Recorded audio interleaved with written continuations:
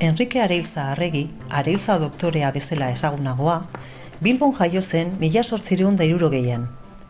Gazte-gaztetatik izan zuen medikuntzarekiko zaletasuna eta debozioa, eta horrek Parisen hezi eta Europa osoan zehar ikertzera eraman zuen.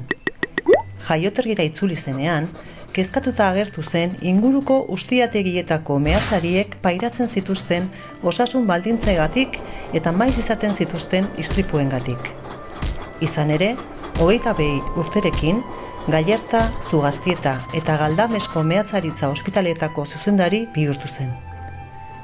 Europan zehar egindako bidaia etengabeen ondorioz, ospitaleek osasun aparatu hobeak eta desberdinak izan zituzten, eta sendatzeko teknika berriak aplikatu zituzten.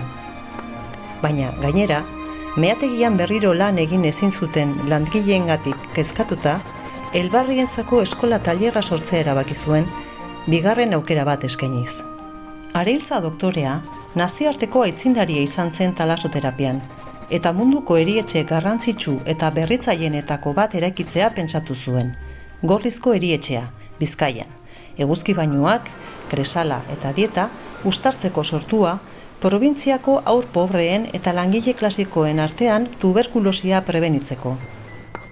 Intelektuala ere bazen, eta Miguel Unamuno, Pio Baroja eta Ignacio Zuloaga bezalako pertsonaien lagun mina.